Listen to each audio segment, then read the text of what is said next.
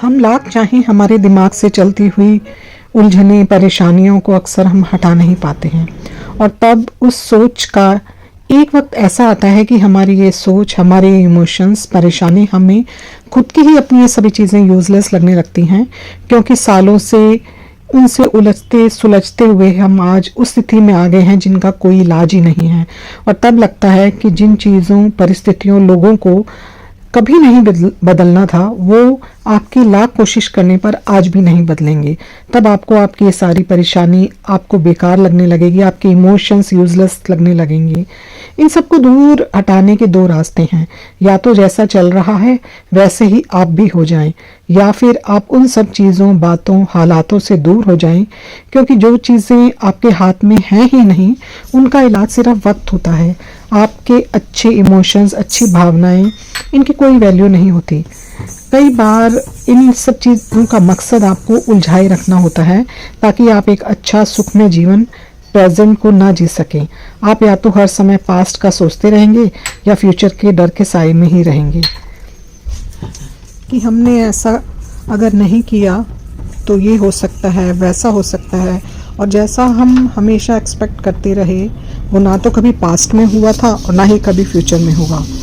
इन सब उलझनों परेशानियों नेगेटिविटी से दूर रखने के लिए हमें अपनी हेल्थ शांति सुकून इन सब के बारे में सोचना चाहिए।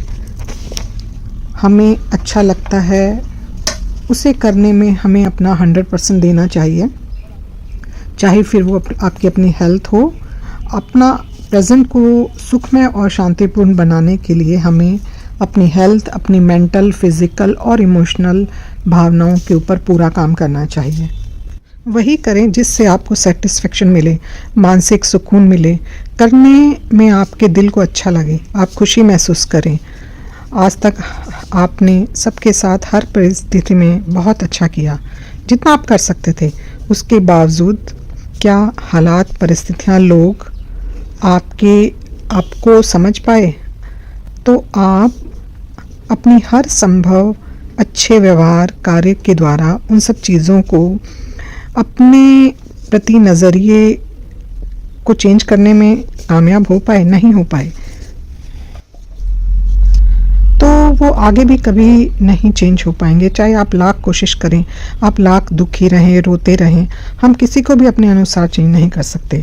हमारे सामने बहुत सारे रिश्ते चीज़ें हमसे दूर हो जाती हैं और हम उन्हें चाह कर भी नहीं रोक सकते, वो हमारे कंट्रोल में नहीं होती। तो हमें उन्हें अब लेट गो कर देना चाहिए। आप आज तो अपने उन इमोशंस को हम आज भी लेकर चलते हैं जिनकी उनकी नज़रों में ना तो कभी पहले वैल्यू थी और ना कभी होगी।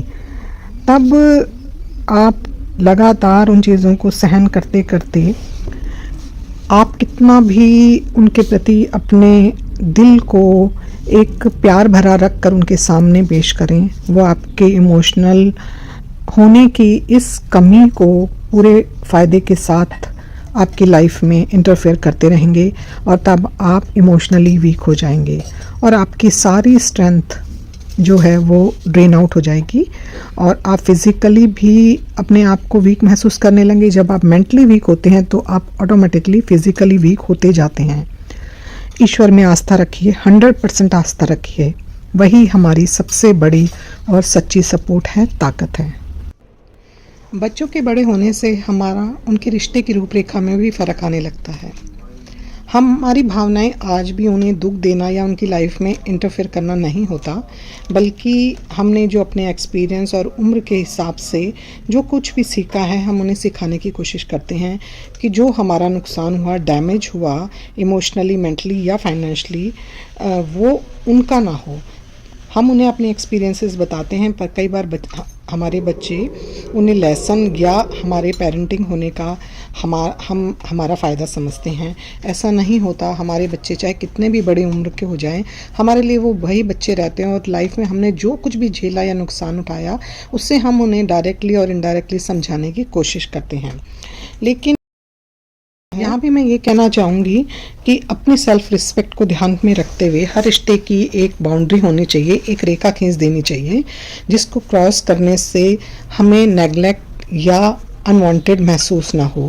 किसी के भी प्रभाव में आकर हमें अपनी इमोशंस, अपनी पर्सनालिटी को उनके हिसाब से चलाना नहीं चाहिए कि वो ऐसा चाहते हैं तो मैं ऐसा बनकर रहूं, और अपने विचारों, अपने पर्सनालिटी के अगेंस्ट जाकर हमें उनकी बातों को प्रायोरिटी देकर अपनी खुद की पर्सनालिटी को खोने की रेस में नहीं लग जाना चाहिए।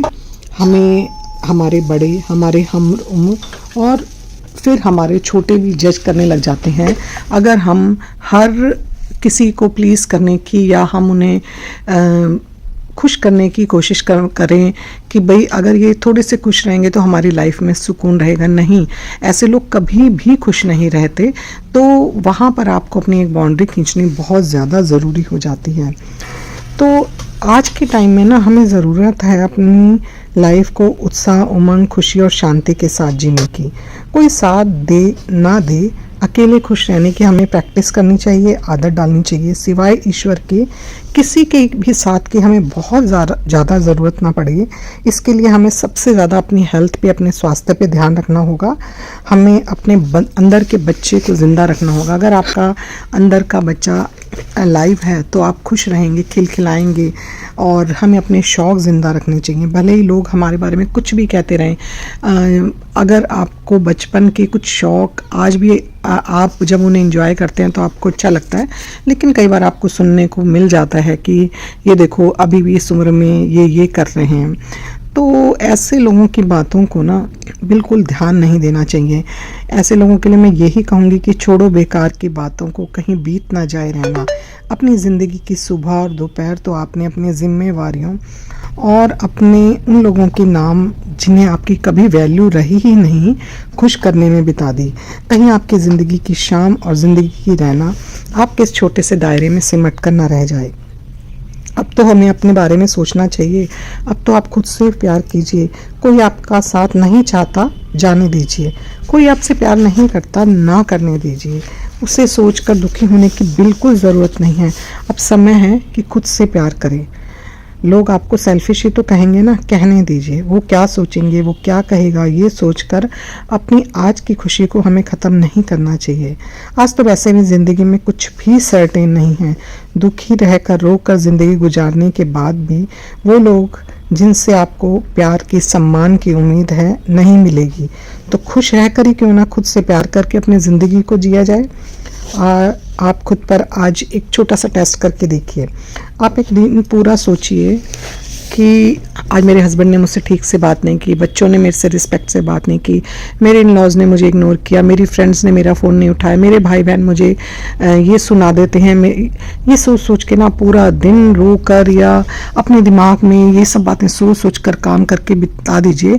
तो देखिए शाम को आपका शरीर ऐसा हो जाएगा कि आप बीमार हैं, आपके शरीर में बिल्कुल भी जान नहीं है। और एक दिन और आप फिर कमरे में मुँह छुपा करके लेटी रहेंगी, सोचती रहेंगी, आप और परेशान हो जाएंगी, सिर में दर्द हो जाएगी। और एक दिन आप पूरा ऐसा निकालिए कि जिसमें कि आप सुबह उठकर अच्छे से तैयार होइए, अपना गुनगुनाते हुए, गाने सुनते हुए, भजन सुनते हुए, जो भी आपको अच्छा लगता है अपने काम कीजिए, अच्छे से तैयार होइए। जो जिस तरह से रहना आपको पहले पसंद था उसी तरह से रहिए। अपनी पसंद की ब्रेकफास्ट बनाइए, कोई डिश बनाइए। भले ही लोगों घर में और लोगों को वो चीज़ ना पसंद हो, पर आप अपने लिए बनाइए। थोड़े से एफर्ट्स कीजिए और उसके बाद फिर अपना समय फालतू की चीज़ों को सोचने की बजाय उन लोगों से मिलने जाइए जिनसे मिलके आपको पॉजिटिविटी मिलती है, अच्छा लगता है, जो लोग आपको पसंद करते हैं।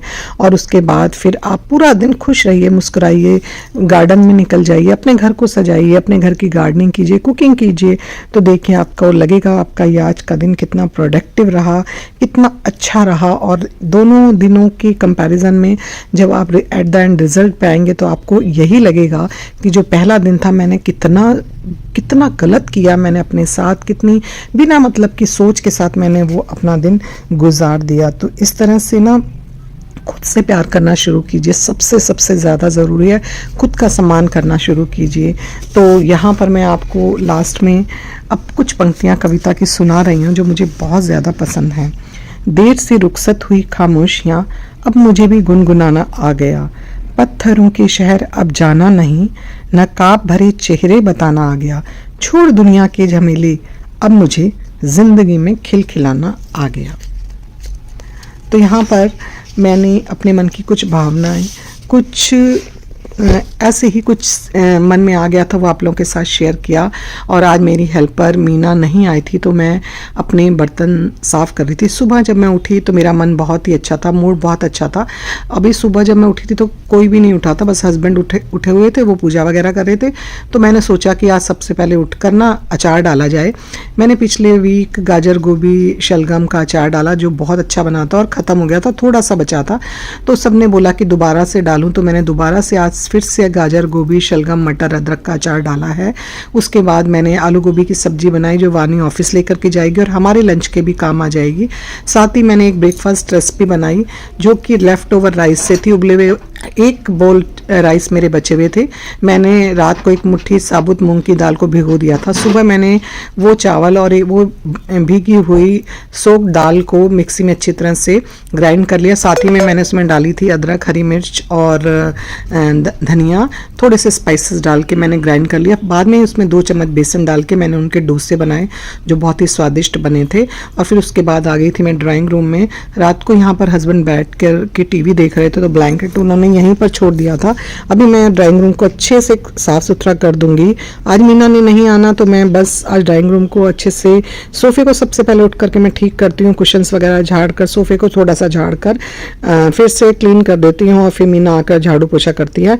आज मैं सिर्फ झाड़ू लगाऊंगी, पोछे की ज़रूरत नहीं है, क्योंकि हमारे घर में छोटा बच्चा नहीं है, तो गंद नहीं ज़्यादा फैलता है, तो बड़े आराम से पूरा दिन साफ़ सुथरा रहता है। वैसे भी घर में कोई रहता नहीं है, वानी ऑफिस चली गई, बेटा अपना काम करता है, और फिर गंद फैलने का मतलब ही नहीं। उसके बाद मैंने करी अपनी योगा। ये मेरा रूटीन है, योगा करना, एक्सरसाइज करना, स्ट्रेचिंग करना, ब्रीथिंग एक्सरसाइज करना मुझे बहुत बहुत बहुत ज़्यादा पसंद है। फिट रहना मुझे बहुत अच्छा लगता है। मैं रेगुलर बेसिस पे अपनी ये योगिक क्रियाएं करती हूँ। नी सर्जरी के बाद मैं बहुत ज़्यादा हार्ड एक्सरसाइज नहीं कर पाती, लेकिन योगा की सभी क्रियाएं मैं बहुत अच्छी तरह से कर पाती हूँ। तो यहाँ पर मैं अभी 20 मिनट से लेकर आधे घंटे तक मैं अपनी योगिक क्रियाएं करती हूँ। डेली चेंज करके करती हूँ। उससे 2 फायदे होते हैं। एक तो सभी चीज़ें आपके पूरे शरीर पे काम करती है, दूसरा आपको एक ही चीज़ बार बार करने से बोरियत नहीं होती है। और उसके बाद मैं करती हूँ 20 मिनट की ब्रीथिंग एक्सरसाइज, जो मेरी मेंटल और इमोशनल हेल्थ को ठीक रखती है, और योगिक क्रियाएं आपकी फिजिकल हेल्थ को ठीक कर रखती हैं। 40+ के बाद आप घर में रहकर ये सभी क्रियाएं कर सकते हैं। इसके अलावा सबसे अच्छी एक्सरसाइज होती है वॉक। आप सुबह शाम वॉक पे जाइए। अगर आप वॉक पे नहीं जा सकते हैं, आप 50+ से ऊपर हैं और वॉक पे जाना आपके लिए डेली पॉसिबल नहीं है, तो आप घर पर रहकर इन हल्की फुल्की योगिक क्रियाओं को करके फिट रख सकते हैं और अपने आप को बीमारियों से दूर रख सकते हैं। स्पेशली 40+ के बाद पैरों की समस्याएं सबसे अधिक होती हैं, तो हमें अपने पैरों की एक्सरसाइज भी ज़रूर करनी चाहिए। और ब्रीथिंग एक्सरसाइज से हमारे इंटरनल ऑर्गन्स स्वस्थ रहते हैं, और साथ ही मेडिटेशन और ब्रीथिंग एक्सरसाइज से हमारी इमोशनल और मेंटल हेल्थ भी ठीक रहती है। तो यहाँ पर मैंने कर ली थी अपनी योगिक एक्सरसाइज, बहुत बहुत अच्छा लगता है। 10 मिनट करती हूँ मैं मेडिटेशन, और उसके बाद फिर मैं अपने घर के बाकी के काम शुरू करती हूँ। तो यहाँ पर सारी चीज़ें मेरी सुबह आज कंप्लीट हो गई थी। और फिर मैंने बनाया गरम गरम हलवा। हलवा घर में सभी को पसंद है और भगवान जी को भोग भी लग जाता है। तो ये था मेरा आज का सुबह का वीडियो। आई होप आपको ये पसंद आया होगा। पसंद आया हो तो इसको लाइक शेयर और सब्सक्राइब करें। मिलूंगी आपसे नेक्स्ट वीडियो में। तब तक आप लोग अपना ध्यान रखिए, हंसते रहिए, खुश रहिए, मुस्कुराते रहिए। घर छोटा हो या बड़ा, पौधे ज़रूर लगाइए। सुबह की सबसे पहली रोटी गऊ माता के लिए निकालिए। Thank you so much.